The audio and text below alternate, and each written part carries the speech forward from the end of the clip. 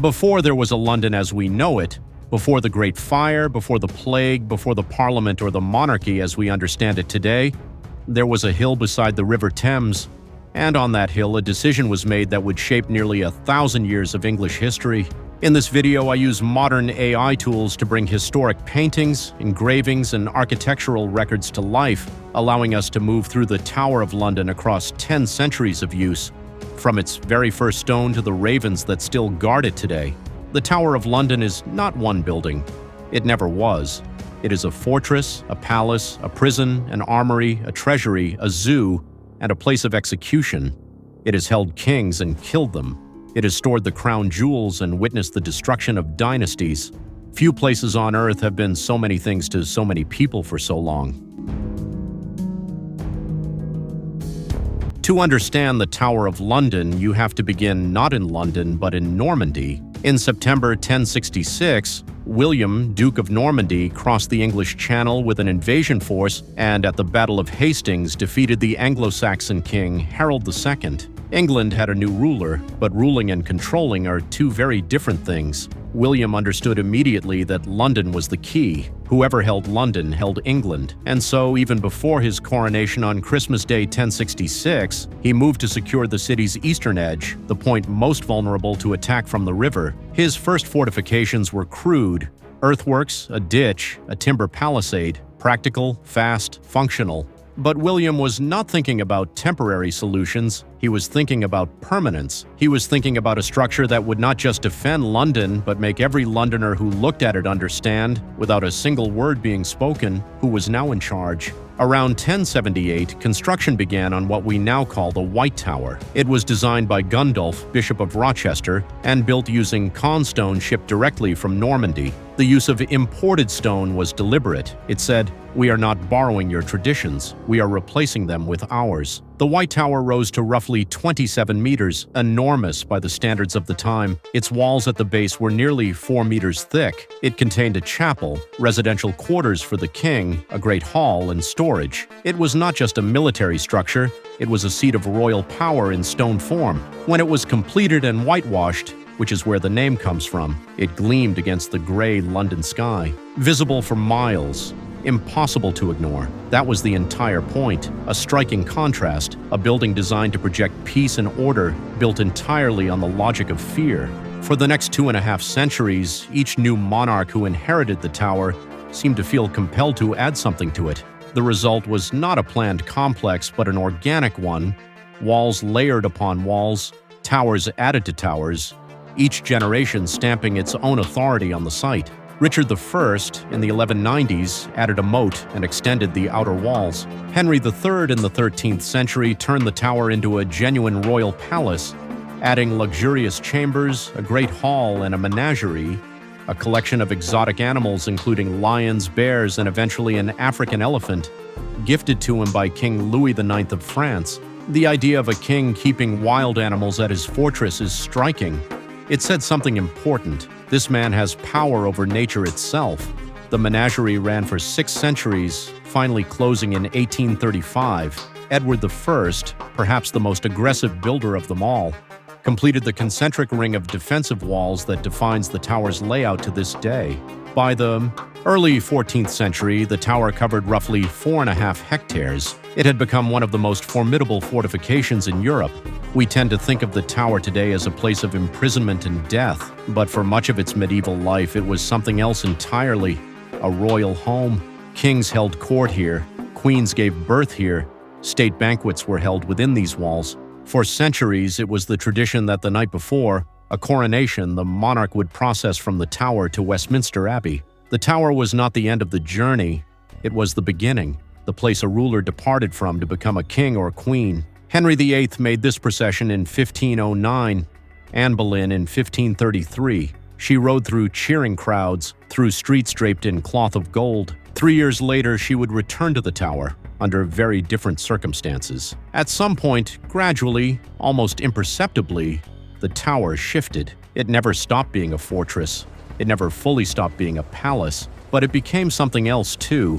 England's most feared prison. The first recorded prisoner held here was Ranulph Flambard, Bishop of Durham, in 1100. He was also the first recorded escapee. He lowered himself from a window on a rope smuggled inside a wine jug. History does not record whether the wine was good. Over the following centuries, the tower held an extraordinary roll call of the famous, the powerful, and the unfortunate. King John II of France was held here as a royal hostage after the Battle of Poitiers in 1356. He was kept in considerable comfort.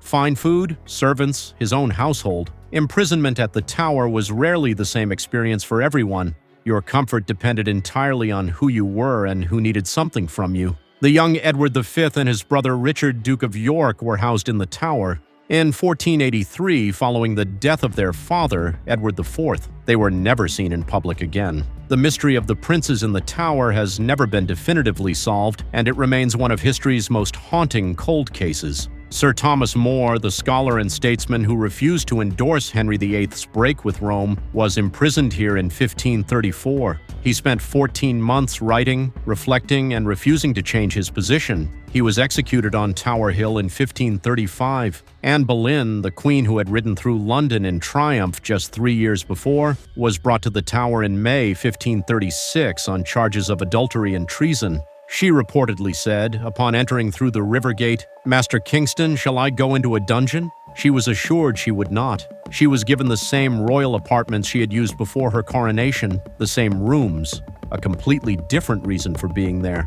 Lady Jane Grey, queen for 9 days, was imprisoned here in 1553. She was 16 years old. She was executed the following year, having never truly wanted the throne in the first place. Sir Walter Raleigh, soldier, explorer, poet, and favorite of Elizabeth I, was imprisoned in the Tower not once, but twice. The first time by Elizabeth herself, for secretly marrying one of her ladies-in-waiting.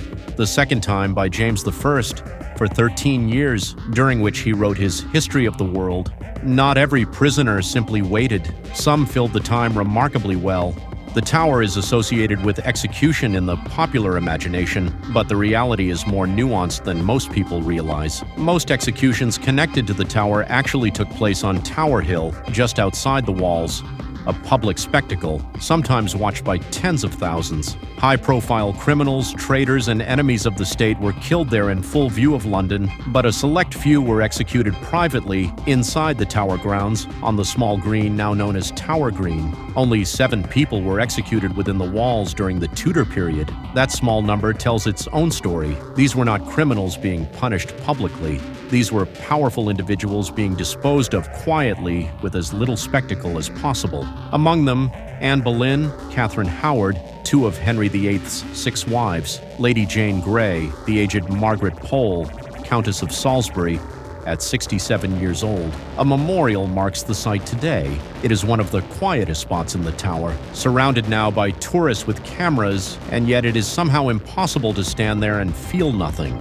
The Tower has stored royal valuables since the early medieval period, but the crown jewels as we think of them today have been kept here continuously since 1661, following the restoration of the monarchy under Charles II. The previous regalia had been deliberately destroyed by Parliament during the Commonwealth period. The crowns, orbs, and scepters of centuries were melted down or sold off as symbols of monarchical excess. What exists in the Tower today is largely a 17th century recreation, though some pieces predate even that. In 1671, a man named Colonel Thomas Blood came extraordinarily close to stealing them. He disguised himself as a clergyman, befriended the keeper of the jewels, and on the morning of the attempt stunned him, flattened the crown with a mallet to conceal it under a cloak, and nearly made it out. He was caught at the outer gate. Charles II, apparently amused, not only pardoned him but gave him land. The logic of kings was not always predictable. Today, the crown. Jewels collection includes the sovereign's orb, the scepter with the cross, and the imperial state crown, set with 2,868 diamonds, 17 sapphires, 11 emeralds, and 269 pearls. They are used. They are not museum pieces. The imperial state crown was worn by the late Queen Elizabeth II at every state opening of Parliament throughout her reign. Throughout its history, the Tower functioned as England's primary weapons store. At various points, it held tens of thousands of muskets, cannons, armor, and gunpowder. The Line of Kings, a famous display of royal armor on horseback, drew paying visitors as early as the 1600s, making the tower one of the earliest public attractions in English history. During the English Civil War of the 1640s, the tower became a flashpoint. Parliament seized control of it in 1642, a significant symbolic blow to Charles I. Control of the tower meant control of the Armoury, the Mint, and the Record Office. It meant, in practical terms, control of the machinery of state. Charles I was held not in the tower, but in various other locations before his trial. He was executed at the Banqueting House in Whitehall in January 1649. But the tower's role in that conflict, as a military and administrative stronghold, demonstrated once again that whoever held the tower had a significant claim to holding England. There is a legend associated with the tower that is simultaneously slightly absurd and completely sincere. It holds that if the ravens of the Tower of London are ever lost or fly away, the crown and the kingdom will fall. Charles II, the same king who pardoned Colonel Blood, reportedly decreed that at least 6 ravens must be kept at the tower at all times, specifically because of this superstition. Whether the story is literally true or retrospectively invented barely matters. What matters is that the tradition has been maintained. Today, there are usually 8 to 10 ravens at the tower, each with their own name, their own personality, and their own dedicated raven master. Their wings are clipped, a precaution against exactly the kind of disappearance the legend warns of. During the Second World War, almost all of the tower's ravens died from shock or from the bombing of London. Winston Churchill himself ordered that the population be replenished immediately in the middle of the Blitz. The ravens of the tower were a priority. Make of that what you will. By the 20th century, the Tower of London had long ceased to function as a royal residence or an active military base, but it was not yet finished with history. During the First World War, 11 German spies were executed within the tower walls, the first executions to take place there since the 18th century. During the Second World War, the tower held its last prisoners. Rudolf Hess, Hitler's deputy, was briefly imprisoned here in 1941 following his mysterious solo flight to Scotland. He was held for 4 days before being moved to a more secure facility. Joseph Jacobs, a German spy who had parachuted into England and broken his ankle on landing, was executed at the tower in August 1941. Because he was a soldier, he was shot rather than hanged. He is the last person to have been executed at the Tower of London. He faced the firing squad seated because of his ankle. It is a detail history has preserved with uncomfortable precision. Today, the Tower of London is one of the most visited historic sites in the world. Millions of people pass through its gates each year. They come for the crown jewels, for the armor, for the ravens, for the yeoman warders, the beefeaters, who have guarded this place since the 16th century and who still live within the tower walls today. It was designated a UNESCO World Heritage Site in 1988, but what is striking about the tower is not its age, it is its continuity. The same stone that William the Conqueror's workers quarried and shipped from Normandy still stands at its core. The walls that held Anne Boleyn still hold the crown jewels. The ravens still walk the grounds. In 2014, the dry moat surrounding the tower was filled with 888,246 ceramic poppies, one for every British and colonial soldier killed in the First World War. It was one of the most powerful public art installations in modern memory, a fortress built for conquest, decorated with flowers for grief, a place of power made briefly into a place of mourning. Even now, the tower refuses to mean just one thing. Standing outside the tower today, looking up at the White Tower, it is hard not to feel the weight of everything that happened here. This is a place where English history did not just pass through, it was made.